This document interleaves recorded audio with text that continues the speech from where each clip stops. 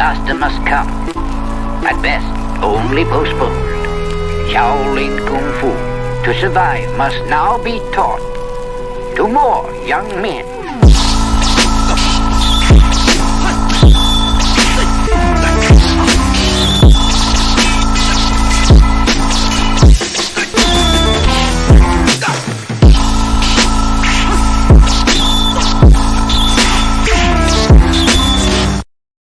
Welcome to the episode of... Who changed I it? love this. Let's go. Well, thank you guys. You didn't tell me. I was freaking out.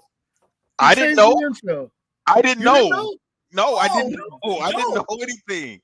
Bro, I saw my Travis is gonna crack up laughing hearing this right now because y'all just completely just took over the show. I couldn't help That's it. fucking awesome. What are you talking about? It took long enough. Okay, sorry. Messed up Gene's That intro. was funny. All right, here we go. Let's try this again. Welcome once again to another episode of Flixx, the podcast about martial arts, movies, and life. I am one of your hosts, Eugene Plowden, and with me as always, my podcast partners, Joe Hartley and Angel Diaz. What's up, fellas? What's up? What's up, man? If this is your first time with us, I want you to know we are members of the Martial Arts Inner Network. On Tuesdays, you got the Inside School with Alex and Jeff. Wednesdays is us, Flixx with Gene, Joe, and Angel. Oh, cricket. Sorry, I'm still on the intro. My bad. I'm still on the intro. Okay. Thursdays we got the traditional way with Rush, and then once a month we got the extra scoop with Peyton Fender and Jeff Doss. For more information, check us out on all of our social media platforms. Just look for the Martial Arts Inner Network on Facebook, Twitter, Instagram, YouTube. Fellas, it's showtime. You know what? I take credit for this one. That's my fault. It was literally my fault. You know, the listeners on that download this podcast is not going to understand what the hell is going on. Listen, they got watch the YouTube because we got a whole new intro. If you guys haven't watched for. If you guys haven't watched YouTube yet, you need to go watch it, especially now. We've been stuck on the same intro for 3 years with Mike Gibbs, and now we all got on. So I'm happy. Yeah, let's go. But it was a surprise, so I didn't even know. So I'm looking at it and going, "Oh, something's different." And it's crazy because I said the same thing, Joe. I was like, "Oh shit, we got a new background. Okay, let's rock." And then now, bam, a new intro. Let's go, man. Yeah, Travis didn't tell me any of this stuff. Like even with the intro, even the background that's here, the new background. When I logged on, I set everything up and I switched everything to Flixx. I see it, and I'm like, I was like, I wonder is this supposed to be here? And then I'm looking at it, and I see the tape. I'm like, yeah, Travis wouldn't have this on here if he didn't want me to use it. So I'm just gonna go ahead and leave it alone. But as far as the intro, like I thought something was wrong when it first came on. I was like, what the heck what's going on? I looked at it. I was like, wait a minute. All right, I'm on the right thing. Okay. That's funny. He likes those kind of reactions. That just goes to show that Travis saves us for last to do all the fun stuff. That's crazy, man. Like, how long are we gonna have to go through that? But it's fine. We got something now. I'm not gonna complain. I'm happy actually. That actually made my whole night. I'm happy as hell. Let's rock and roll. Right, I'm right there with you too, man. I agree. That was actually really cool. That made me happy. Oh man. I'm just happy. I'm just happy like Travis didn't have highlights from us sparring because he would have to go back to when I was a kid. He would have to get some VHS tapes from Willie's mom or Pete's mom in order to have me on here on the intro. I'd have to go through my dad's collection. Which Gibbs don't got you guys? Yeah, you know what? Gibbs probably does. Mike does because Mike put that fight of me in Chicago up, so he has some somewhere. You know. I wish I could. What's up, guys? I wish I could have seen you guys, like you, Joe, Gibbs, Joe's brother, with Travis, Willie, Jermon, Pete. I wish I could have seen all you guys competing, like going to like the Chicago tournaments together, because I know y'all would have been off the chain. I would have loved. Man, that was. I mean, I really don't think about competing too much, but or even our camaraderie that we had. But looking back after now that you said something, man, that was a good time, man. We all had a good time. I mean, just from the moment where we all used to meet up at the school, and everybody's dad would be there, and we would just follow each other. If we were going to Kentucky or Chicago or Gary or wherever, we just had a convoy, and we would make our stops along the way. That's when Joe got me to notice him. So stops at the Steak and Shake. You know. The funny thing is, you know, I used to drive with Travis, Mr. Plowden, and a couple other. I don't know if Gene was there all the time, but I think Gene was there a few times. And when my dad couldn't, you know, bring me, and the one time I'll never forget this. Because it was the first time I met Bobby Peeler. Mr. Plowden, coach, wanted to go pick him up, but I had never seen him before. And so I don't know if y'all know Bobby Peeler, but well, you know I do. I know you do. Okay, but he's a little homely. You know, he was walking around with a bag. Like I thought, oh, we're gonna pick up this bum and take him home. And I felt so terrible because then I realized, like, when I start finding out who he is, I'm like, man, I am so sorry. Like you know, because I love Bobby Peeler, but I literally thought that's what we were doing. And you know, I realized, like, oh, this guy is the real deal. Like I was so wrong about that. Bobby Peeler is going to rip out. He's going to rip out your thorax. Nah, man, he knows. Bobby and I are cool, man. I love Bobby Peeler. Okay, that was just that's when I really realized, like, you can't judge a bush by its cover, man, because people live their life how they want to live their lives, and he does his own thing, man. And I love that dude, and he's great. So, you know, I'm not gonna. I made that judgment right off the bat, and I shouldn't have done that. And that's on me, but because Bobby, I've watched him in class, man. The stuff that dude teaches, he will mess me up. I'm not gonna mess with especially with those sticks, man. What's it called? Oh yeah, that's where I learned the Arnie sticks. I was trying to teach at the end of a bow class, and none of the kids wanted to learn it. Yeah, he's so Angel. He used to come and teach us our needs every now and then. And some people really took to it because I think Darwin really took to it, and he kept practicing that stuff. It was fun, but man, your knuckles used to get messed up. Your knuckles and fingers and everything. You gotta know what you're doing, man. Yeah, doing those. You gotta know what you're doing. Sticks. I still know the combination a little bit, so yeah, we had a good time with that. And then the even funnier, him and your uncle, because he would sit up front with your uncle, would start the best conversations. One of my favorites. They both started this conversation, and they talked about it like they wanted to get us involved, but we couldn't get into it that much. Who would win in a fight between a gorilla and a bear? Oh. And I think a bear. Mr. Peeler had the gorilla, and your uncle said the bear. Bear. And I think I agreed with the bear. Bear. You know what's funny? It's funny you say that, man, because I just saw a TikTok video about that, and I think the bear does win. The bear. Oh, really? Yeah. Well, Mr. Peeler's idea. It doesn't really matter, but it does matter. Like if we say like a grizzly bear, it's over. I think so. But we're not talking about a koala bear. Yeah, I think Bobby Peeler's idea was that the gorilla can like do like a punch. It's too early in the show. Don't piss me off. Angel's gonna say the Care Bears, Joe. He was gonna say the Care Bears. Hey man, you get enough of those Care Bears there, and then you get enough of those Care Bears together, you know they can mess some things up. Shooting rainbows off their chest and everything. Yeah, they'll take care of that gorilla. Oh man. And just like that, Angel, it's back to the show. It's like it don't piss me off. I hope you enjoyed that intro because we're right back to the craziness. I never thought we'd be talking about the Care Bears on Fist Kicks and Flixx.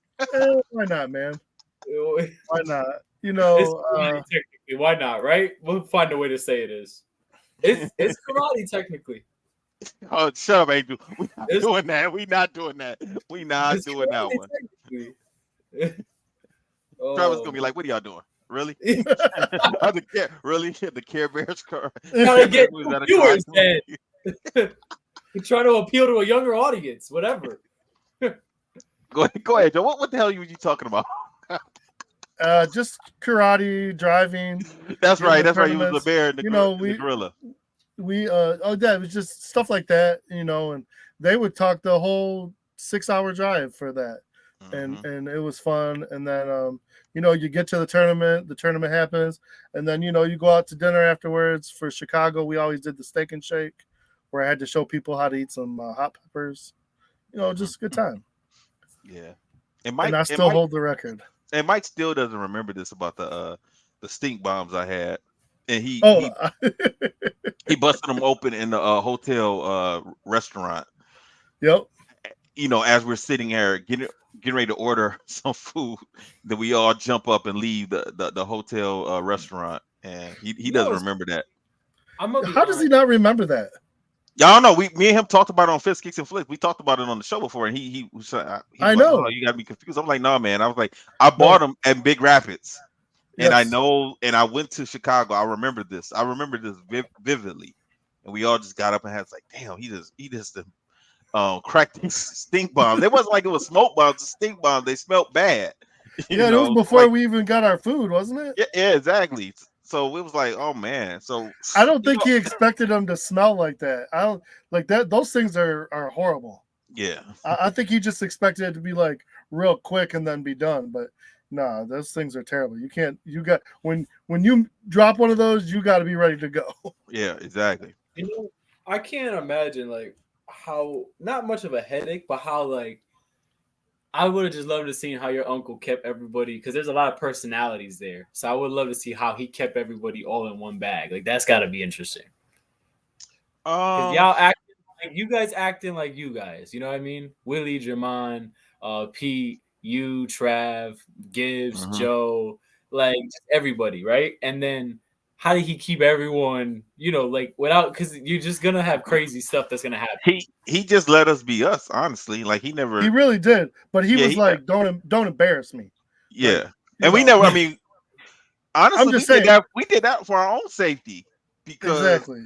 I mean, if we would have did something to embarrass him, do you know how bad Friday night would have been sparring? Oh yeah, So it was all respecting, but he still let us be crazy and have fun. Yeah, he never stopped that. Joe, this is something that happened before your time. Like one time, me, Trav, Ski, and my group, he gave us a hard workout one time, and I don't know, I think it was Ski, it might have been me. It was one of us said to him, "Well, how come you don't do this with us?" Oh hell no! Oh, and he was like, "Oh, you guys want to do my class?" And I think I'm almost positive it was Ski. Ski was like, "Yeah, we want to do your class." He was like, "Okay," and he made us do one of his training sessions, and he killed us. Killed us, man. And it's like he would let you say the wrong thing to get yourself in trouble to teach you a lesson. Yes. And 100%. definitely on Friday, like I used to try and fight him first. One of us, it was me, Travis, and Ski. You can get it out the way. Get it out the way. Get it before you tired.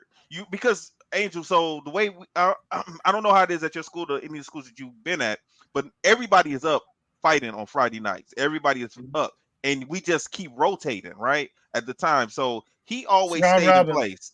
He stayed in place. He never moved. So he's at the far end. So you would have to go through everybody to get back around before you stop.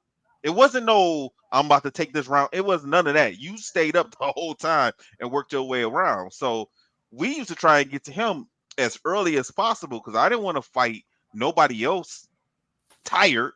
I wouldn't have wanted to fight Mr. Allison tired. I wouldn't have wanted to fight Robert Perry, or if Anthony Price was there, or anybody. I wouldn't have wanted to go through any of that stuff tired. So you tried to get your hardest fights out of the way first.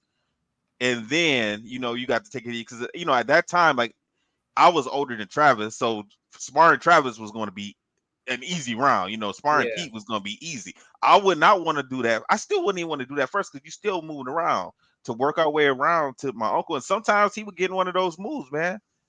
What Ski would tell you, like I saw him, you never see anybody do a front snap kick sparring. He hit Ski with a front snap kick. He almost put Ski up on the ceiling. I promise you.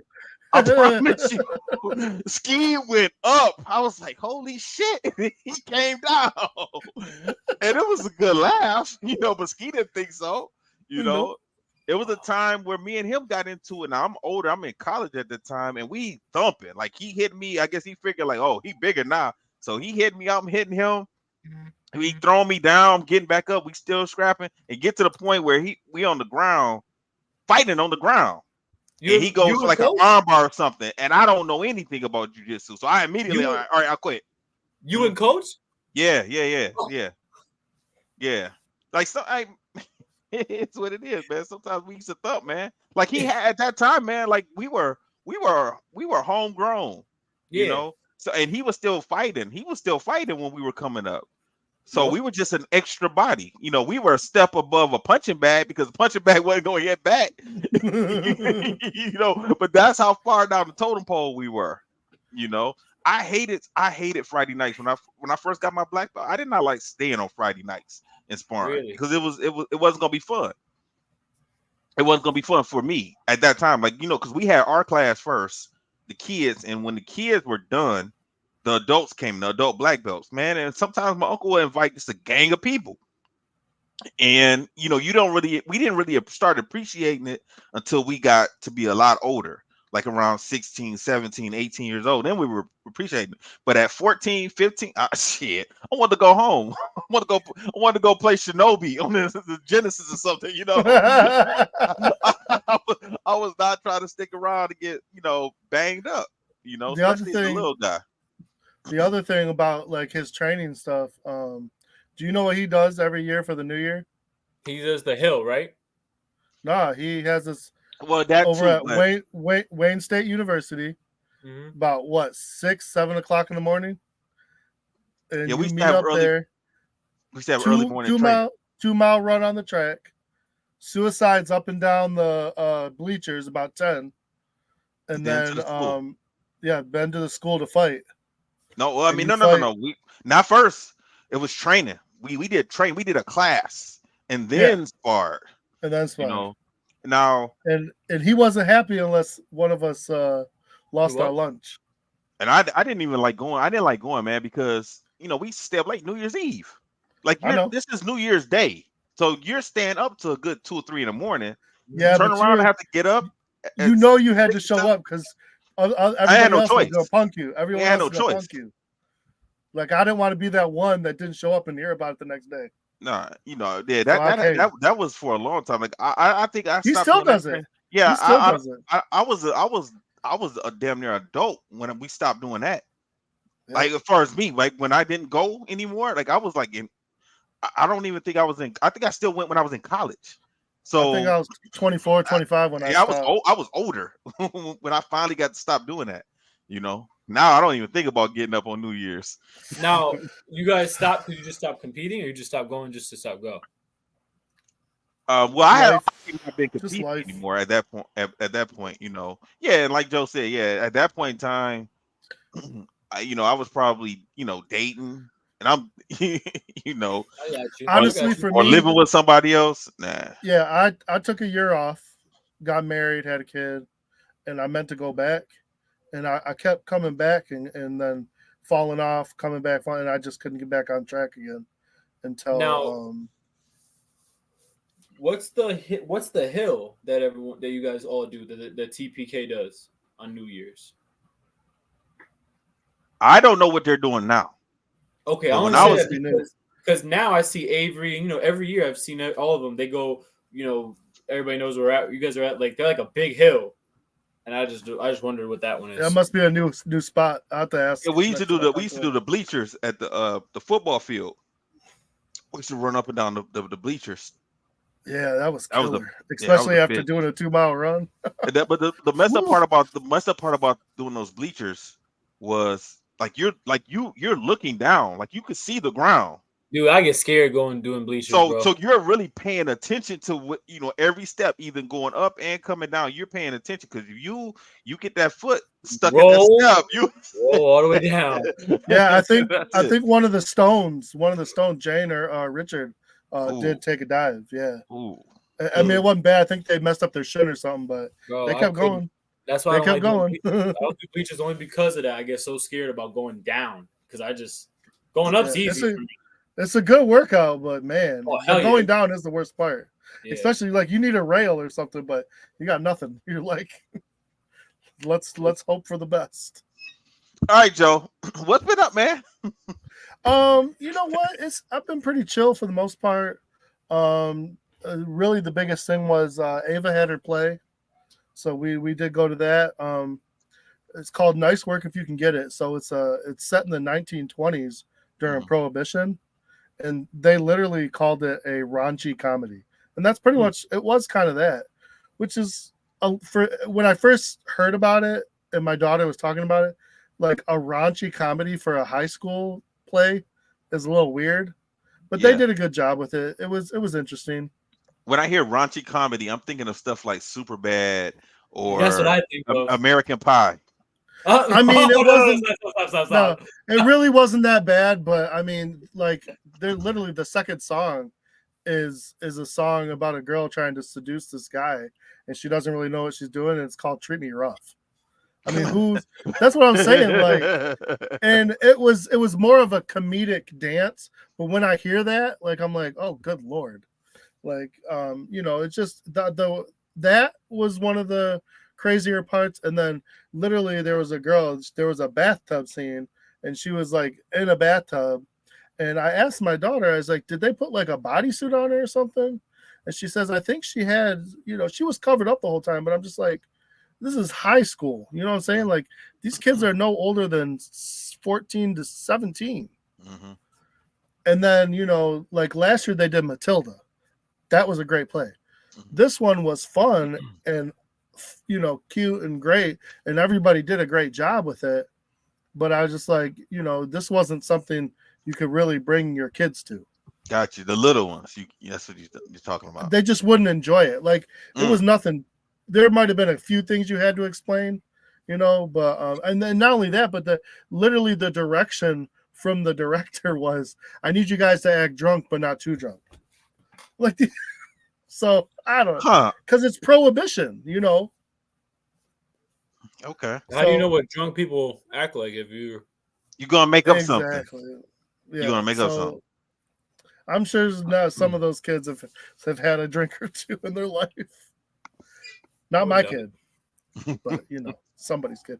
But yeah, so she had fun with that. It was a good time. That wrapped up on Sunday. But man, the time that they took, like Tech Week, my daughter was putting in 10-hour days, and they still expect her to go to school and get her homework done. And then the day of the play, she was doing she wasn't getting home till 11. Oh wow. Yeah. And you guys had to go pick her up? Like, she's not driving, right? No, not yet. She's starting driver's training too. That's a whole nother thing coming up in our lives. So she did really good with that. That was fun. We're celebrating birthdays, and then I got my mom's birthday coming up next week, right before the Super Bowl. And then just get ready to celebrate this. I'm not, after everything that we went through with the Lions, I don't even care about the Super Bowl. I don't either. And really it sucks because it's like I usually enjoy the Super Bowl. I'm just sick of the Chiefs. I'm sick of Taylor Swift. I'm sick of Travis Kelce. Everyone's, what kills me? Everyone's like, oh, this Travis Kelce guy, he's a real good player. I'm like, he's been a good player for 10 years. All of a sudden he's dating Taylor Swift and he's somebody? No, he has been. If you watch NFL, you know who Travis Kelce is. You know who his brother Jason is. They both have Super Bowl rings. Go away. It's so annoying. It drives me nuts. And then I don't know. And then Travis Kelce made me laugh the other day because did you see when they were talking to him about why he didn't go to the Grammys? I mean, granted, he's in Vegas getting ready for the Super Bowl, but he also said, he's like, honestly, I don't even really care for her music. So if I went to the Grammys, he said this he said this in an interview. He's like, so I feel like if I'm going to go sit next to her over at the Grammys, it's going to be disingenuous. That's crazy to say that. I'm like, well, I know. Like, support your girl, man. She's at all your games. Yeah. That's clapping and cheering. Right about that. Yep. Hanging out with your brother and his shirt off. What in the world? Did you hear the interview with Jason when he did that? So listen to it one time on the pod. They got a podcast together. It's actually a pretty good pod. I know that. Yeah. Before he went to the game, what was that? The Bills Chiefs game. He told his wife, just to let you know, I'm gonna have a couple of beers. I'm gonna take my shirt off when the first time they score, and then it's gonna stay off for the rest of the game. And she's like, "Don't you dare!" He goes, Good luck with that. And that's exactly what he did. I love it. Angel, what's up with you, man? Nothing much, man. Just chilling, bro. Literally, that's all I'm doing. Gene blew my mind. How's the new school going? Yo, it is crazy. Just in terms of like all the work I did last week, honestly, I'm still feeling the effects of it. But I'm just happy that we at least got moved in. I've been telling everybody it's at like of the potential that we're gonna that's gonna get to in the next like month and a half or two. It's at like 25%, which it looks really nice for just what we have so far. But I still need to move a bunch of stuff out, and I gotta like just move some things. But it's good enough where the kids can train, and everyone's just having a good time right now. So I'm just really happy about that. I'm really happy about that. I'm also just really happy about having mats, bro, and just being in like a nice space, a nice area. Like I think a change was needed. So like it's just the vibe. All my students been saying like the vibe is different. Everything is just different. So I'm just really happy about that. It's just I'm just really excited about that part of it, honestly. That's good, man. That's really good. Yeah. I never saw your school before, Angel. So yeah. What were you guys training on? Just carpet? Just had carpet down? Wood floor. Okay. Like we like put in a wood floor. Like we could have put mats in back then, but it was just, as you grow older, you just things change, minds change, your philosophy changes on things. So now we wanted mats for so long, but we were just, too cheap to get it. Didn't really see a point where we were at then. Now we're like, man, why did we ever not get these? It's like the best thing to ever have. Yeah, right? It's exactly. like literally the best thing to ever have. Like my kids themselves say, "Oh my God, we don't have to have cold feet anymore." And I was like, "Whatever, man." Like make it sound like we were homeless. Like, all right.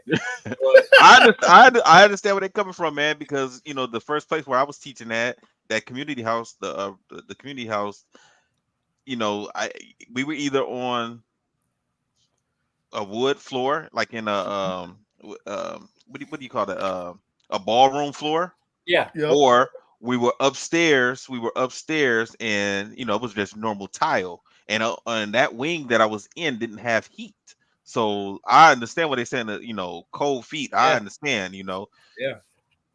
So I get it. So when you were at the community house, I remember you used to put the mats down. You used to get there early and put mats down, right? Yeah, I had to. Yeah, so I used to get there on Mondays. I used to get off work a little early, go there, but it used to take me an hour and a half to lay those mats down. No, I remember because I told my brother when we were doing this, I was like, when we put mats, we're not moving them, and I told him just about that story. I was like, Gene, I think he used to get there like 2 hours early and would stay 2 hours later just to get mats down and to get them off the floor. It was just a lot.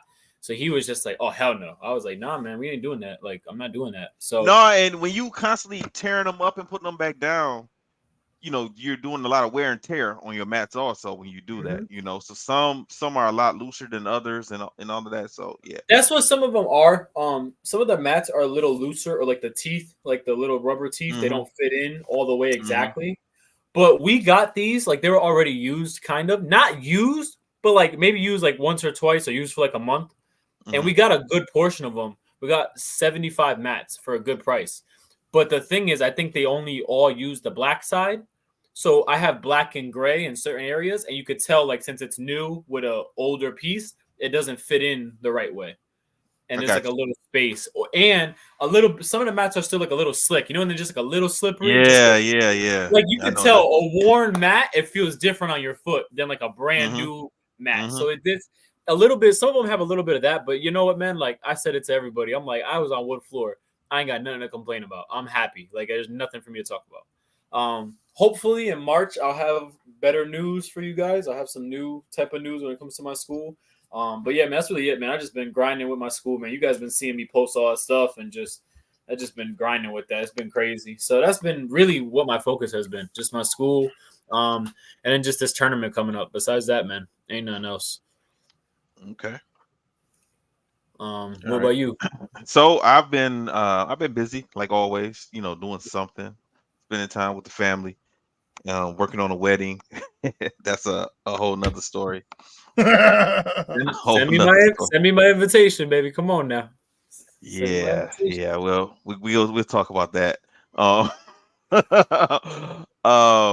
You know what I did? I went to Mike's show on Friday. Oh, you did make it there? I wanted to go so bad. I made it there. I got there, and it was a good time, man. It was a good time. Joe Hey, will definitely go ahead. so you guys both are like, I mean, all of us, we're all into wrestling, like to some degree. Like I know you guys probably Mhm. a little bit or more into it than I am, but like we all have a good knowledge on wrestling. How come you and Joe with Mike running his own promotion? Why don't you guys ever think about getting in there? In wrestling, Get in the ring one time. Do like a tag team. Be like a be like a manager. Just have a character. Just play a character. yeah, you know what, man? I have thought. I ain't gonna lie. I have thought about doing that before. Yeah. I have Um, too, but it's a I lot of work, man. yeah, I just don't. I have so much on my table, and I'm not even this hungry. That is going to be something extra that I got to do, Yeah, say that. and Oh, that was good. That was and good. because it would take time, and the way things are with the school right now, like Mike, I know Mike was going during the week and having classes, like learning the business and learning how to wrestle and everything. I don't know if I would have the time to do that. I got you. I got you. But I don't know, man. It would be fun. Like, me and Mike used to talk about it back in the day. Like, we used to say we were going to do a tag team back in the day. Yeah. So it was cool to see, his show, and he was putting his faction together. That was fun. But then, the funniest thing, Joe, Melissa with me.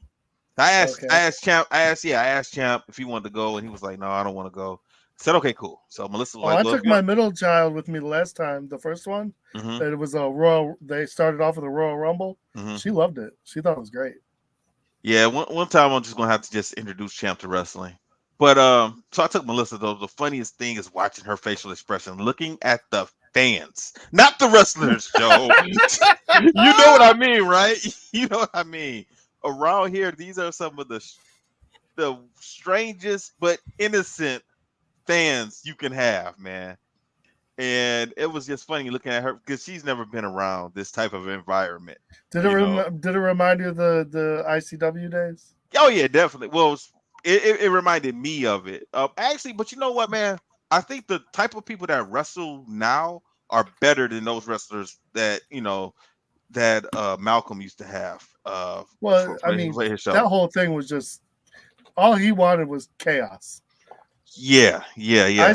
ICW was just But chaos, man. I'm talking about the actual It was wrestlers. fun. Yeah, I know. Those guys didn't seem like, besides Edge and Christian, because they came and wrestled for us before they were popular. So I Yeah, saw them before they blew up. Besides them, nobody really looked like wrestlers. You know what I mean? Like ICP were there before they were ICP. They were yep. at the beginning stages. Like they didn't want anyone to know that they were rappers. And like those guys don't look like wrestlers. You know what I Yeah. mean? So the guys now that are doing this independent wrestling, they look like wrestlers now. I don't see too many guys that look like that. I'll see like just look like just some guy that's from the bar, or this guy looks like he has a pig farm or something like that. No, These guys actually look like wrestlers nowadays. but they work on. So I've looked at some of the classes, and then I know some other people who take those classes that Mike was doing, and Hmm. they got some big names over there, like former champions and stuff like that over there helping out, and they focus on your image. They focus on learning how to talk, and then they focus on number one. They focus on your safety Hmm. because they want to make sure they're not going to put you in the ring unless they think you can, do everything and not hurt somebody and hurt yourself. So I mean, they know what they're doing, and they run that to promote, and then they will slowly, based on your class and based on your effort that you're putting in, promote you and help you build your brand. So it's pretty good. Yeah, and Mike is such a great heel. Like Oh, of course. he's the Angel. You see him in the ring, he is definitely a heel. He's a bad guy, Dude, I you know, mean, and he's a bad guy with me, he's and we just have a he's normal conversation. Yeah, I know. he's a perfect bad guy. So his promotion is gonna do some cool things, man. I'm just really Um, happy for him, man. I'm happy for him because I could tell it was like a lifelong dream of his. So I'm just yeah, happy. 100%, I'm just 100%. happy to see him following it, man. That's really what I care Yeah, about. Yeah, the yeah. next promotion, he literally just told us the next promotion he's wrestling a midget again. Yeah. Did you see the video the last time he did that? No, his first. So he made it. They made an announcement that the first show that they did is now on YouTube. Okay. So I'm gonna look that up because I missed that show. So if I I find watched it, it. you Mike, saw it.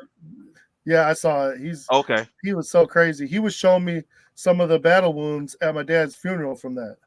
Because he still had the scar.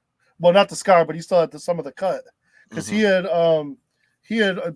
tacks and barbed wire, and yeah, he's crazy. Yeah, but hey, and that match lasted like 25 minutes. You know, as long as he's 25 enjoying minutes himself, with taxing you, Lord.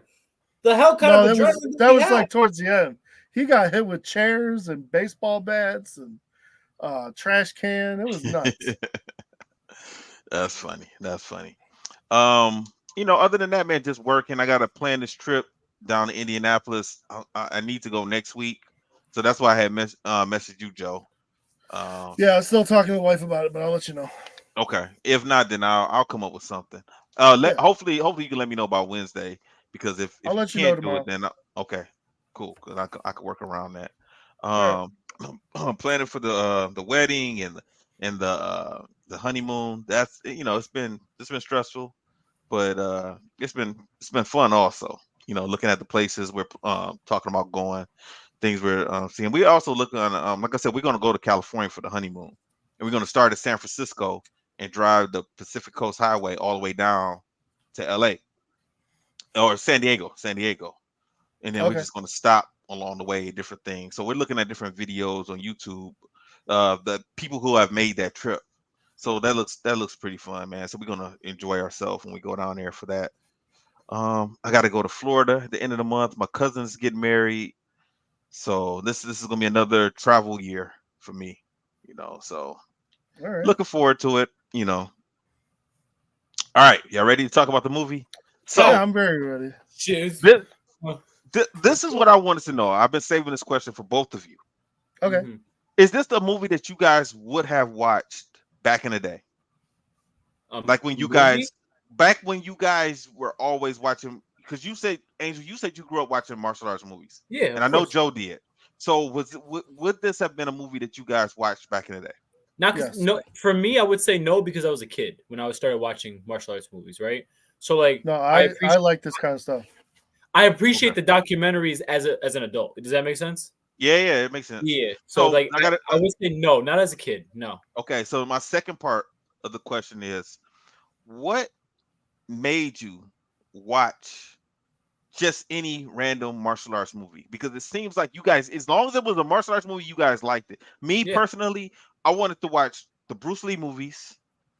At first I would watch some of Van Damme's movies, and then I got tired of it. And I used to watch some of Steven Seagal movies at the beginning. But then I kind of, like, him and Van Damme was the same. Like, I kind of got tired of it. It's like it's more action movie than martial arts, you know. Even though they're both doing a lot of martial arts. Same thing.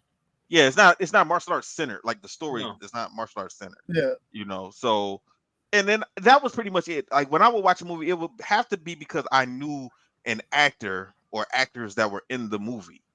But to me, it seemed like you guys just were, you know, found the movie and just said, you know what, this looks interesting, I'm gonna watch this. For me, it was, so like, without making this a long story on my part, for me, I never really knew sport karate until I became 15 years old. So for me, karate was just, if you wore a uniform, if you threw kicks and punches, if it was a karate-esque, I just would watch it because I felt like, you know, I really felt like I was the only one that liked karate, and my family all did karate. So for me, it was like I just wanted to see those types of movies. You know what I mean? Because it was just, I grew up going to the karate school. I didn't grow up doing tournaments. I didn't grow up doing any of that stuff. I think if I grew up more in tournaments, I probably would say this is not what I'm seeing. You know what I mean? But all I saw was in my dojo some of like the same fighting you see in a movie, where it's just like we're gonna roll around, like the arm bar and all that. Like I pretty much saw that as a kid. So to me, like, that was what my karate started out as. And now, you know, I'm able to separate the different forms of fighting, the different forms of martial arts, and where it where they hold themselves. Everything has its time and its place. But that's really how I got into it. So like I really did, like, you're honestly right. Like I would look and be like, he's wearing a uniform, I'm gonna watch it. Literally, that it was for reasons just like that. Like it was really my reasons. Really was. Okay. What about you, Joe? What about you, Joe? So I went to the theater, saw Ninja Turtles when I was like 9. Joined karate. Started watching, I remember this very vividly. Had one of my friends from karate, Joe Labadie, came over. I don't think we were 12, 13, 14, something like that. He was like a year older. He was like, you gotta watch this movie. You gotta watch this movie. I said, what is it? He picked it out, Bloodsport. Brought it over, sat down, watched it with my parents. I loved it.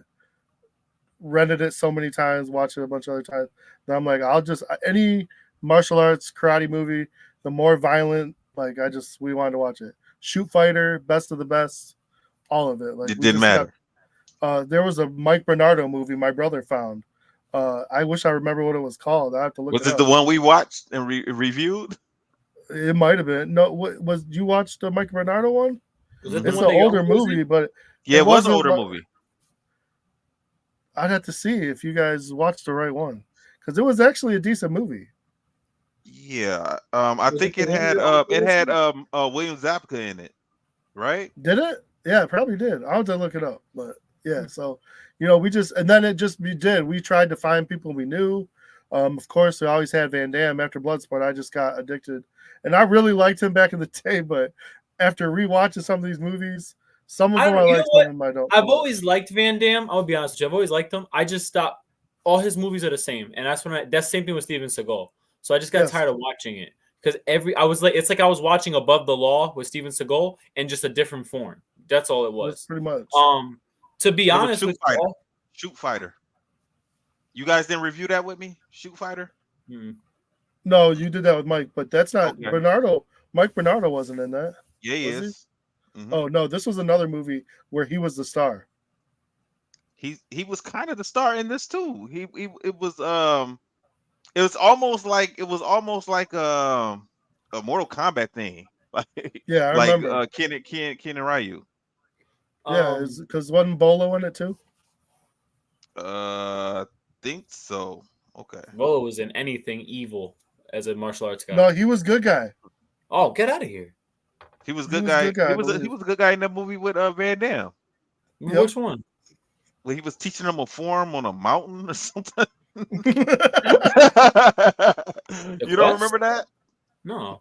No. I probably I'm vaguely remembering it, but I don't know what it's called. I can't think of it. It wasn't Bloodsport. It was the other movie. Not Kickboxer. I think it was Kickboxer. He was not in Kickboxer, bro. No, I don't think Bolo was in Kickboxer. It wasn't. He did learn a form, but it wasn't Kickboxer. As far as I used to find, like I was kind of had a time where I really was into samurai. I just wanted to learn more about it and like the culture. So I did I really liked this because this gave me I didn't know a lot about samurai. I always thought samurai were just almost like ninjas, like warriors. But I'm learning more and more that I learned. Then I learned, they're military. They're basically like a military ground troops. But then now we're learning, watching this, they're not really even military. They're slaves. Like their master, the daimyo, basically controls them. And without him, that's where you become a ronin. You're kind of lost. You lose your purpose. But they don't really they kind of treat them as cannon fodder, which more or less. For me, I like samurai. Really, realistically, the bare bones of it is just because of what we said. It has to do with martial arts. It has to do with Japan. And there's I like the culture. I like the idea. I think I'm more on that side of it. That I like the culture side of it. And honestly, I'm gonna be honest with you guys. I'm actually kind of glad you asked that question, Gene, because it's gonna go into why I even suggested this movie. I saw it was a samurai movie, and I was like, hey man, this fits right into what we do. And plus, I'm like, dude, I like samurai. This is pretty cool. We watched The Last Samurai. And you know what, man? To be honest with you, I think some of the best martial arts movies we watched were either centered around samurai or ninjas, and I got a question.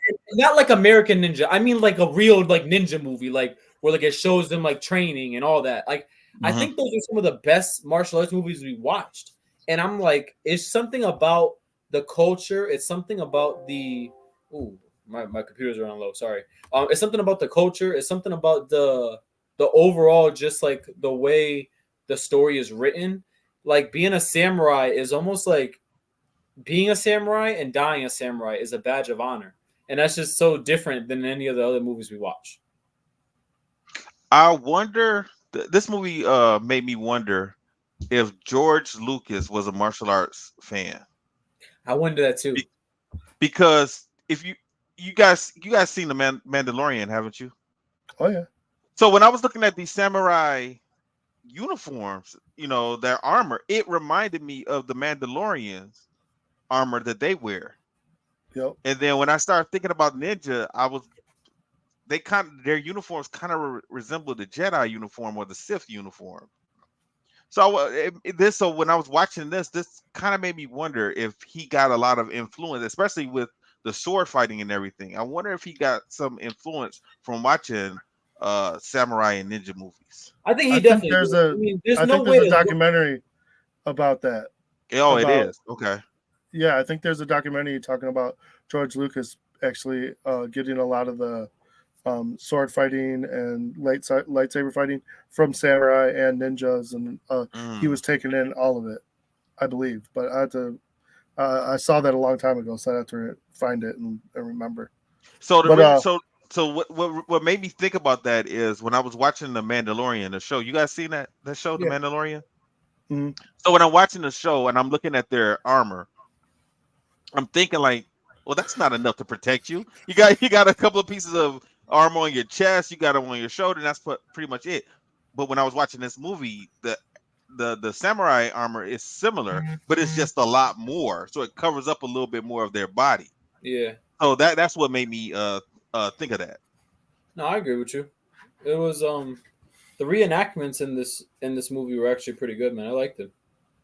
yeah, they were decent. But this docuseries, it's Age of Samurai, and it did give us a lot about samurai, but this was more about Japan and just Yeah, it was. the leadership change of Japan and how kind of Japan was shaped early in this time. Because this whole thing was over a span of 30 years, and it Yeah. was nothing but War. different clans fighting civil war and people turning on each other, and I mean families turning on each other, Crazy. people going after power. And they talked warfare, they talked swords, they talked guns and bows and arrows, they started talking strategies, they started talking guerrilla warfare. I never thought, like, we never heard of guerrilla warfare in our time until Vietnam. Mm-hmm. Meanwhile, they're mentioning the tactics similar to guerrilla warfare, and then they're even talking about ninjas and that, like, the Cold War, because these ninjas were posing, as real in a real life situation, and secretly they were assassins. And so they said the worst ones. Well, I don't want to say the worst ones, but the best ones were women. Women would end up in your household, taking care of your kid, taking care of this, taking care of your husband in more ways than one as a concubine, and then turn around if they get the chance killing him. That's crazy. I mean, these are things that you hear about, like I said, later on in our time in the Cold War, Vietnam, and we're finding out in 1582 this was going on. So I thought that was interesting. And then this whole story was basically about 6 different daimyo and kind of the rise and fall of each of them. And it starts off with this. Listen, I'm gonna say this right now. I already said this at the beginning. Like, I'm gonna either butcher names or forget names, because these names are hard to say, and some of them just all mesh together. So we start off with the Nobunaga. Mm-hmm. He was part of the Obu clan or something like that. Yes. Yeah. And it starts off with the father of this clan, and this is a small clan. I forget where they said they were from. I mean, I'm watching it kind of now but basically they're in a small area. They're a small clan. They don't really, they're not fighting for a whole bunch of territory. And it starts off with the death of the father. And so when that happens, the father looks to one of his sons to take over. He names a successor. And I guess there was a clear cut, like who should be the successor in the family's eyes, but the father picked the black sheep. He picked the outcast. The oldest. Yeah. And now he had more than 2 sons, right? Because at the funeral they were showing a few guys watching and that were a little bit upset. Yeah, and, I mean the one was looking to come after him. He killed his brother that he thought was going to come after him. So that's the youngest one, right? So yes. This is what I was questioning earlier. Was how come none of his brothers stepped up to take control after he died? No, because no. I thought the way I understood it was the brother that no one wanted to be the general or the next daimyo of the clan or whatever. That's Nobunaga, yeah. Mm-hmm, that's Nobunaga. Yeah, he was the one that got the position. Mm-hmm. And then the everyone that wanted the other brother that was more intelligent or whatever, he killed him. Yeah, but there were other brothers. Nobody else he's saying nobody else came and took over. I mean, they never mentioned the brothers ever again. During his rise of power, they never talked about the brothers. Right. That's what I'm saying. But later on, when one of the other daimyo died, but they never brought him up. They never said anything about the brothers ever again. Yeah, that was weird. That was weird to me, is what I'm saying. That was weird that nobody stepped up, because at one point in time they all wanted his position. So once he dies, none of them stepped up to take over what he had built. They just, or either they died in battle, or they didn't mention what happened to these other brothers, except for the youngest one, the one that he ended up killing, because he was going to kill him. So I was just wondering if maybe I missed it, skipped over it, or maybe you guys had heard what happened to the other brothers. No, they didn't mention them again. They didn't mention them again, and he did have the reason that they had a problem with Nobunaga was because they said he was ill-tempered, and honestly, they kind of referred to him as being a little crazy. Mm-hmm. And they said when he was named the successor, he started acting a fool at the funeral. Like, he basically said, I'm over this tradition, because they were trying to do like a ritualistic traditional funeral, and he's just like, burn the guy and we're out, let's go. And so that's where the fighting started originally. And but later, this dude ends up like, he's this tiny clan, and he literally is like, okay, I'm in charge now, let's take over the world. That was his attitude. Mm-hmm. Like, and he literally slowly just starts taking over one clan, taking over a territory. And I don't exactly remember, because it was the first episode, but they said that he came across a ship on his way to go fight another clan, and they ended up having guns. The ship was trying to go to Portugal, I think. No, I thought they said China. Or maybe China. Yeah, China. It was a ship full of guns that he just happened to come across. Mm-hmm. Which I was like, that's gotta be the luckiest find in your life, especially back then. And they weren't even like, he said, like, they were acting like at that time Japan wasn't really using guns in war. Nobody was. It wasn't even. Which it worked. It was swords and bows and arrows. It worked for him and worked against him a little bit, but. Now, they did mention these are musket guns, like musket rifles, and so they were unreliable. They were hard, they took forever to load. It was basically the same guns you kind of saw. This whole setup reminded me of The Last Samurai. Well, that's what I thought, and it's gonna take them. They said it themselves. It took them forever to reload. The other clan was able to cut. Okay, but so his first big fight, he's taking. This is what the claim to fame was for Nobunaga. So instead of, he didn't have a big army, so he went out and he found like a large group of peasants and trained them to be samurai. Instead of having an army of slaves, he took people who were basically had nothing to lose, and trained them to give them like a better life. Now, I'm sure he didn't treat them as equals, but still, from where they were and like this poverty-stricken, BS of a life, he said, "Okay, I'm going to give you a purpose." And I mean, those people are going to fight because, what are they? They don't got nothing else going on. Right. So that right there already was kind of like he's already changing the game. Then he comes across these guns, and like now he's changing it again. So he came up with a system during these fights to allow the guns to be used, but also, the weakness of the guns after they're used. He came up with a 3-point system basically where you shoot the gun, then you shoot an arrow, then you throw a spear. So during the musket reload, you're still got weapons coming at you, so you can't just run up on the guy and kill him. Okay. You know what? I missed that part. I missed hearing that No, he part. did Oh say yeah. that. So he would create kill zones. Yeah. He would set up boxes and create a kill zone. So you got a gunner, you got a bow and arrow, and you got a spear thrower, and then you got your ground troops. Yep. Yeah. So he would pull your flank into his kill zone. So now you're thinking, oh, I'm good. I'm gonna, nobody can get me. And then all of a sudden he hits you from all angles with all three things.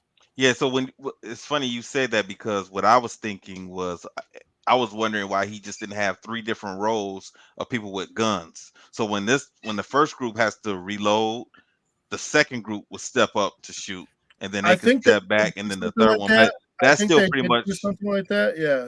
But at this time, I think he only had like 300 guns, and he had 1,000. Yeah. Exactly. People. But 300 guns is a lot. Yeah. But I mean, you got to set it up and everything. So he created these. So that was one thing where he created these kill zones and strategies on how to pull his enemies to him. And then he started taking out people that were, supposed to be above him by using these techniques. And then towards the end of this episode, he came across this army of 3,000, and he only had like half of that, if that even. And so he came up, he basically said, like, I can't beat this guy straightforward. So his idea was, they had the general of this army, the daimyo of this army, was in a camp while the rest of his troops were spread thin, trying to take out the other territories. And he was only surrounded with like 300. So he took a group of 100 while they were partying. I said, "This is a Dan Campbell." That was a funny part to me, because the general, he thought that his guys were just fighting amongst each other. Yeah, he didn't even realize they were. He said by the time he realized what was going on, it was too late. Yeah, they attacked them at night. And basically, you cut the head off the snake. They basically kind of folded their tents. And did they say that he absorbed the rest of his army, right? Yeah, they kind of explained that throughout the whole thing. Like once you defeat the main guy, the daimyo, that you were just pretty much taking over their whole territory, their land, and their samurai and everything. This in the second episode, he goes after another daimyo, a much bigger one, but he ends up getting a couple of really big allies, kind of joining a couple of people. I guess I don't know if they're fans of his or whatever, but basically, like, we should tell people what Nobunaga, or whatever his name was, Nobunaga, what he was trying to accomplish. He was trying to accomplish a unified Japan. Right. Make it but he wanted to be the ruler. He didn't want to just unify them. No. He wanted to be like the one daimyo of all Japan. Yeah. Because Japan had been in civil war for ages. Hundreds of years. Ages. So he pretty much wanted to put a stop to that and just have one ruler. But I mean, he was beating the odds for the longest time. Because this dude is taking out, big armies that he shouldn't be even taking out. And he's taking risk. He takes more and more risk every time he does this. I mean, in the next fight, he's going up. I think he was taking 3,000 against 10. Mm-hmm. And like I said, he's what's the movie where I'm trying to think of where the original fighting in these kind of times, it was okay, I face you, you face me on the battlefield, and we fight. And he started changing it up. He started creating a fighting ground that was conducive to his style, and then he would pull your forces in, and you're thinking, oh, I got the sheer numbers, but he would take you out. And by the time you figured out, like, you're done. And then what he liked to do is he liked to kill everybody. He didn't take no prisoners. I mean, he got the nickname the Demon King. Women, children. Like, if you pissed this dude off, or you you thought you were better than him, he didn't mess around. He took out your whole family. It was bad. But I mean, it kept him going for a very long time. And to fast forward a little bit more, he ends up, getting to the point where no one really wants to challenge him, except for the Buddhist monks. Yeah, because he was going around attacking. Well, the Buddhists wouldn't bow to him. They wouldn't fall under his tyranny. So he got pissed off and said, I'm going after that next. Yeah. And so I guess there's this beautiful, huge, big Buddhist temple. And I mean, he went right for it. And I guess they said they put up a really good fight, but his tactics and his force was so overwhelming, there was nothing that they could do. And the bad part is there was a lot of people who were seeking refuge there away from his tyranny. And so they had pissed him off so much, and they had caused him so many problems, that when he did finally take down the temple and burn it to the ground, he killed everybody inside, to the point where his own generals, his own army was kind of sickened by it, and a little bit, I guess they don't want to go against him, but they weren't really happy about the way that was going. You know what I'm saying? Joe, let me go back a little bit. So basically, go ahead. For the people that's listening, we're talking about, I don't think we gave the name of the movie. Oh, actually, it really wasn't a movie. It was a docu-series on Netflix called Age of Samurai. Yep. Battle for Japan. Yeah. And this docu-series, they only really focused on, there were a lot of daimyo, but the main people, there were 3 daimyo that we pretty much covered. That were the main ones. And each one of them, my question to you guys, did you guys ever feel sorry for any of these guys?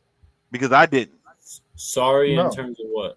They try and make you have sympathy for them. Because, okay, Nobunaga dies, right? Okay. And they were trying to make it seem like, he had did so much and, he accomplished so much, but he was really a bad guy. Yeah. Yes, he was terrible. So I didn't feel sorry for him when he died, No. Also, the second one, what was his name? Hiroyashi. It's Hideyoshi. Tomio Hishidashi. Yeah, him. I didn't feel bad for him based upon what he did in Korea. Yeah, what he did in Korea was crazy. Yeah, that was sick. So I didn't feel sorry for him. But later on, as he's trying to find a son and everything, and they kind of switched stuff up when China wasn't bowing down to him, and and then he wants to find, he needs to bear a son. He didn't make it to China. Huh? He didn't make it to China. I know, but he thought he did. Yes, I know. But he was crazy. Yeah, but that's what I'm saying. They did him wrong on that. They were trying to make us feel sorry for these guys at certain points. But you got to remember everything that these guys did. Like these guys were not good guys. Even the last guy, I thought he was the coolest out of all of them until he turned around and wanted to kill the son. Yep. You know, But he didn't. He let him live. he did at first, but then later on, that's messed up. Like I'm gonna let you live with your mom because I could have killed you as a little kid. I'm gonna wait till you grow up, Yep. and then I'm gonna kill you. That's fucked up. Well, because he started getting momentum. The And kid, once people were coming to the kid because they wanted, because the kid was supposed to take over Japan. That was the whole purpose. He was supposed to take over Japan. Yeah, he was the next ruler. And you know, and then he had people. His dad's friends were in his ear. You know. Yes, I know that's the problem. So after Nobunaga dies, his top general, Tomio Hideyoshi, takes over, and he doesn't really do it on purpose at first. He kind of falls into it, but he was nobody. He was true to Nobunaga, and he was just a peasant who rose all the way to daimyo. And this dude was so slick. He convinced a royal family to adopt him and make him a royal status, so he could try and become what is the it's not a king in the, what do they call it? Not instead of the king. No. Emperor. Yeah. So he could be emperor, because you can't be an emperor if you're not of royal status. How do you go from being a peasant to the complete daimyo of Japan and then convince a royal family to make you royalty, to basically make up the fact that you're royal? I mean, that was pretty slick. This dude had it going on until, like you said, he got too crazy. Well, he did more than Nobunagi. He did more than him. Saying. He did more than him, because he did end up defeating joining all of Japan, and then he stopped the Civil War for a short period of time. But then they said what his problem ended up being: you have all these people who have known nothing but Civil War. They grew up in war. Yeah, that has to be sick. So he ended up with the problem of, what do I do with these people? So they had the villagers walking around just poking each other, just killing people just for random. Exactly. They just used to killing people. Now there's nobody to kill. So he's like, okay, well, Japan's good. Let's go invade China. Except for there's one problem. To go invade China, you got to go through Korea. And Korea's already pissed off at you because you already had your own little civil war killing all of them and stuff. So they said, fuck no. You're not coming through here. I don't care if you're going to leave us alone. Get out of here. And they already had an alliance with China. So he's like, okay, fine. Forget you then. I'm going to start a civil war with you to get to China. And that's where he messed up. Why couldn't he? I mean, granted, I doubt they had like a PTSD program for, for former samurai. Not at that time. In the 1500s, but obviously he could have used it, because, I mean, this idea of going to attack China and having to go against Korea first just ended up being his downfall. I mean, literally, first off, they said Korea, even though their army wasn't as big, they were well trained and they knew the terrain, and they used guerrilla tactics. And they said, although he wasn't winning, he wasn't losing, but it was like a stalemate. And both sides were just losing people. I kind of disagree with that, even though they I said do that. too. Because if you come in with such a force and you can't get anywhere, that you're definitely losing. Yeah, because I mean, at first they did get somewhere. They almost took over Korea, and then they got pushed back because Exactly. Yeah. random people just got tired of getting pushed over, and they Oh created a yeah, yeah, yeah, rebellion. yeah. They created their own makeshift army, and they started fighting back. But they were doing, Yep. like you said, those guerrilla tactics, and pushed them back. And then China found out what was going on, and they sent some troops down there. So they had a good portion of Korea, but they got pushed all the way back down to the southern Yep. area of Korea. And then But this is and the then messed up part, was he never knew that because they were scared to tell him the truth. exactly. So he died thinking he was winning, even Well, though they said he ended up his wife wasn't able to give him an heir, and the one heir he did have died as an infant. So he kept taking all these different concubines, and he did have a son, an heir, finally, with one of these concubines. But that with makes all sense though, this, right? yeah, it did. But I guess the rules are different there because I always thought like a bastard can't be an heir. I don't think so. Well, at least that's what I thought. But they didn't say anything like that because he named it his heir. So, well, maybe since he was making the rules, and no one was going to go against him because they would get killed. pretty much, I guess. Yeah, but I mean, because that was his. But the problem was when you got all this, when you're getting all this side action, he ended up getting syphilis. They said literally he was going crazy. I said he went mad. I said, wow. Yes, they just mad over all that. So now, like you said, nobody wanted to tell him the truth. He thinks he's winning this war and nothing's happening. And then he ends up getting humiliated because he thinks he's going to meet the Emperor of China. That was pretty funny. For his defeat. And instead, China's giving him robes and stuff to make him say, like, hey, you're mine. Like, thanks a lot, bitch. And that, it just infuriated him. And so now he's just like, kill everybody. And then he ends up, didn't he get killed by one of his own generals? Or did they came after him and killed himself? No, he just died. Yeah, he just died because he was old. Like, he knew he was dying. Yeah, he knew he was dying. That's why he got into to try and find his son. But it's kind of messed up what he did to his nephew. So he names his nephew as his heir, and then because he didn't have an heir at the time, right? And then one of his ladies get knocked up, and then he's like, "Oh, damn. Well, I'm gonna have to off nephew. I'm gonna have to off nephew." But not only just like they cut his head off, and that's what all of these guys. I don't understand what was the whole. I mean, I understand it, but I didn't like the whole cutting head thing. That would just get annoying. That's what they do. Yeah, and then present it to you like, look at this nice. That's like a trophy. Yeah, and they put it on a spike to let. That's not the nice head I want to see. I want to see that. Wow, you nasty. You nasty. All right, timestamp. That's not the nice head that I wanted to see.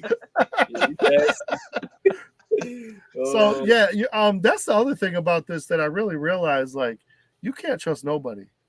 Oh no, yeah, because it's just think about this: when one of the Daimyo dies, and then all of a sudden there's a fight for power. You're fighting against a big power vacuum that needs to be filled. You're fighting against people you were just fighting alongside with. That's crazy because everybody starts picking sides. To me, man, the craziest part also to me is just like, what a terrible life to live, man. Like, to go that, like, you're always looking over your shoulder with your own kids. That's just like everybody. It's terrible. Well, because you gotta watch the women. The next one that rises is the Ishidashi. Mm-hmm. And this dude, this one killed me. Who comes up with these nicknames? This guy his mom tried to kill him because he had a messed up eye. He had a blocked tear duct that caused his eye to pop out. No, and that's not the next. That wasn't the next Daimyo. No, that wasn't the next one. Who's the next one? Yeah, this guy, the guy you're talking about, he just had his own little area, but he never tried to take over. He was just playing along and just went along with all of them. But wait for his turn. Yeah, you're talking about no. You're talking about you said the right name, but this guy was uh he was Hideyoshi's one of Hideyoshi's uh Was he a general? samurai. Yeah, he was one of his he was one of his general. Oh, And okay. he was young when he sided with him. And then when I'm he trying to find died, the name. I'm trying to find the name. I can't find it, when bro. Hideyoshi died, well before he died, he selected two people because he knew everything was going to get messed up, and he knew Yeah. that his son was young, so he wanted, but he didn't want a fight to happen, so he selected two people to take over. One person was supposed to raise the son, and I Yeah. forgot that guy's name, and then the other guy is the guy who pretty much comes and takes over, and Okay. his name was the name you just said, Iusu. Oh, Iyasu. Iyasu. Iusu, Iyasu. yeah. Yes. That's the one with the messed up eye. No, that was the other one, Masamune. That was the one, Masamune. Yeah, yeah, that was the one Masamune with the, Date is the one with the messed up eye. Yeah. yeah. So his mom says, "Oh, this dude can't rule because he got a messed up eye," which makes no sense to me. What does his eye have to do with his rule? They just didn't like the way he And looked. why your own mama trying to kill you? So to solve this problem, No, he he cut his rips eye out out. his That was own eye. crazy, He bro. ripped his own eye out. That lost me right there when that happened. I said, I thought Hideyoshi was gonna kill him because it was a couple So did I. times because Hideyoshi summoned him. He didn't show up when he was supposed to. He waited to the last second Dude, to he did that show twice. up. He did Yeah, that twice where he was like, I'm gonna wait to see how this plays out and then go to the winning side. yeah, That's crazy. yeah. But they called him the one-eyed dragon. Mm-hmm. yeah. I'm like, who comes up with these nicknames? Yes, and Ieyasu saved him twice, I think. Yeah, even though he was always that dude, man, like I said, he was always waiting to see like Yeah, where he the was. best place was to go. I mean, that's a Mm-hmm. smart way to do it, but you're gambling with your life on that one. Mm-hmm. And then who was the one who ended up? It was Itadasi that ended up at the end, and then Ieyasu. Yeah, yeah, that's the one that Iniyasu he was the one at the end. who killed the son, right? Yep. Well, the son killed himself. Him and his mom, they killed themselves. And Yeah, that's but they were another coming crazy. after him. Yeah, They that's were coming another after him. crazy. That's another crazy thing, man. Like you said, like they said, The okay, ritualistic suicide. yeah, I'm not doing that. You want somebody else to come in and torture you and cut your head off? No, I'm just leaving. I'm getting on the horse and I'm out of here. I'm going to Korea. Nobody's there going to know that I left. Nobody's gonna be calling me a coward. I'm just gonna go. I'm just gonna go. Go It's away. not in that culture that you're not going to do that because it's to kill yourself is the honorable death. Yeah, I have no honor. No, fuck that. No. Nope. No. I'm not Nope. saying- You that's say the- that now because you didn't Bullshit. grow up in that culture. Bro, But if you grew up in Joe, that culture, you'd Joe, be I different. promise you, for you to tell me to go cut my stomach open, I promise you, man, I won't do that. And then some of No, them, I they agree. said I'm they right. said some of those guys pulled their guts out. Also, they just didn't cut themselves and die. Some of them just pulled their guts out. To It's make like, a statement, man, guess yeah. what? My statement will be, I'm out of here. Bye. You won. Peace You out. won. I'll be exiled. You won. It's fine. Goodbye. It's fine. Nope. Yeah, so he decided to go after Hideyoshi's son, and he gets to him eventually. They didn't really talk too much about his family and his lineage, but we hear at the end that he had a lot of sons, but they never really Yeah. talked about him. He was almost like he was almost like a concierge, because he was just Yeah. kind of just laid back, and he would always be with Hideyoshi, and he would have words of wisdom for him, and he had his own territory. Like all of these generals had their own little area, their own little territory. Now either joined them or Hideyoshi, or they killed you and then took Yeah, but over everyone made your their whole decision territory. a lot faster. This dude was waiting to see because they said right before all this, there was a point where he's up on the hill. He's said he's going to help, and then he's going after that big army. And he said everyone just stood there when he made the signal to come and let's go attack. And so he ended up having to fire his guns to make him That other group, make yeah. a decision, and he made the right decision eventually. But like he didn't want to. He was like, "Let me see how this plays out first."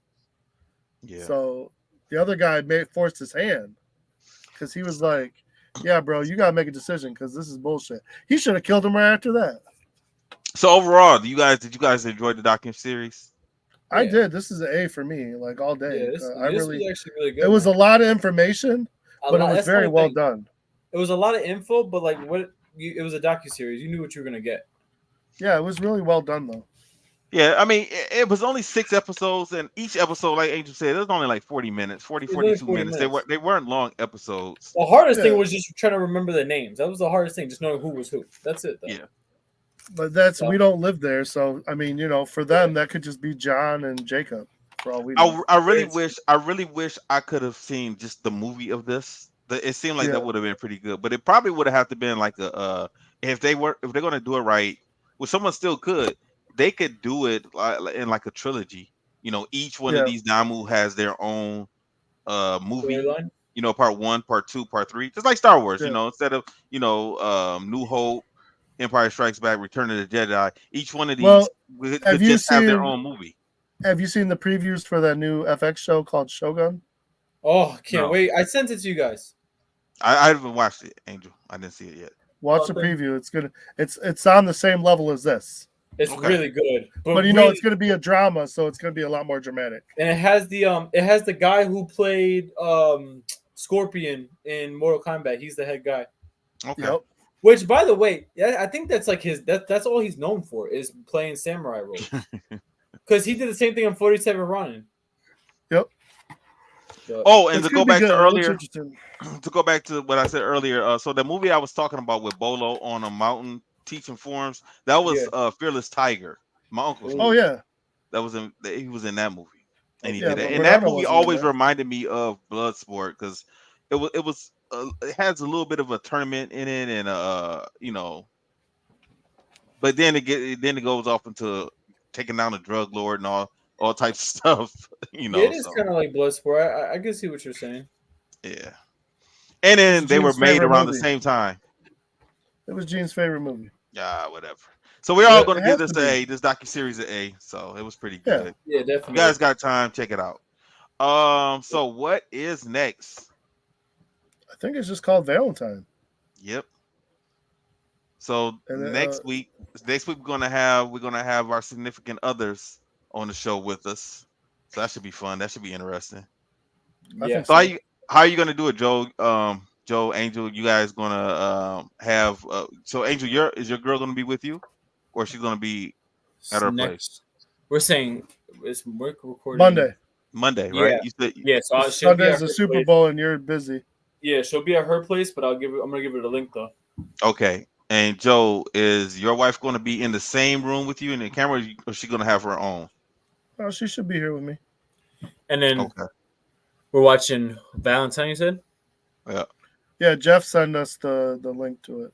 Oh, good. If this sucks, I'm going to tell Jeff he's the worst person to ever pick a movie. No, I went on Main Gang and asked for some movie ideas.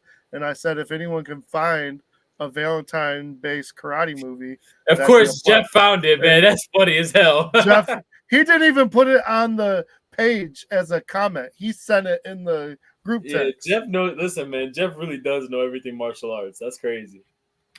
All right. I mean, he probably just went and looked and found it, and it looked interesting. I mean, it looks like it'll at least be something worth talking about. Nah, I'm down for that. All right, we better get out the stream. I know Travis is probably gonna kick our ass for going way over. Yeah, whatever. All right, six episodes. What do you want? If you guys got anything else, any closing remarks? Nah, man, I'm good. I got nothing. I just can't wait to see the ending. This is gonna be great. It should be the same as the beginning. I know exactly. All right, everybody, stay safe, stay strong. We'll holler at you next week, and I will play our music. And if you want to see our intro, go ahead and check us out on YouTube. Peace. Disaster must come. At best, only postponed. Shaolin Kung Fu, to survive, must now be taught to more young men.